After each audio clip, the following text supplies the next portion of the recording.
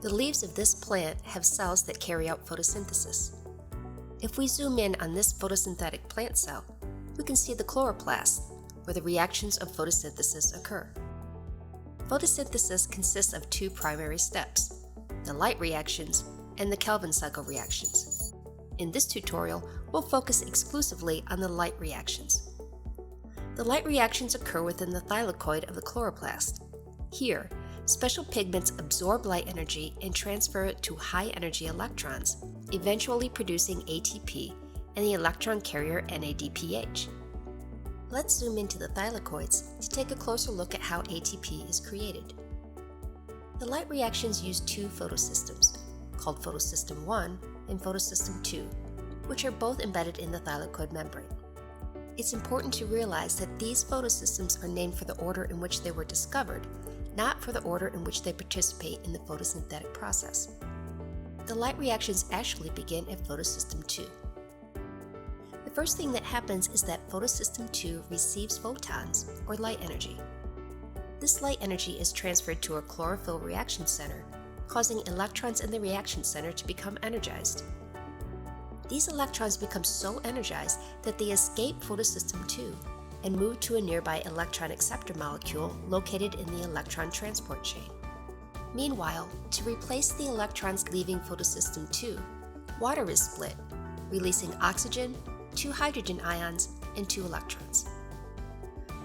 The first set of electrons continues to move down the electron transport chain, releasing stored energy as it moves.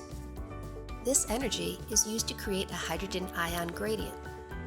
A protein in the electron transport chain pumps hydrogen ions from the stroma into the thylakoid space. This creates a high concentration of ions in the thylakoid space relative to the low concentration of ions in the stroma. This gradient contains a large amount of potential energy, which is used by an enzyme called ATP synthase. The hydrogen ions flow down their concentration gradient through a channel in ATP synthase, releasing energy in the process. ATP synthase uses this energy to add a phosphate to ADP, forming ATP. Let's zoom back out for a moment and return to our chloroplast. Remember from the beginning of this tutorial that the light reactions produce both ATP and NADPH. We've just seen how ATP is produced, but what about NADPH? Let's zoom back in to take a closer look. Notice these electrons over here where we left them at photosystem 1. As photosystem 1 absorbs additional light energy, the electrons again become energized, escaping photosystem 1 and moving down the second electron transport chain. Electrons from the electron transport chain adjacent to photosystem 2 replace those in photosystem 1.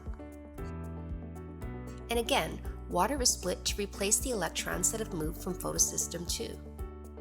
At the end of this electron transport chain, the energized electrons and a hydrogen molecule are used to reduce NADP to NADPH.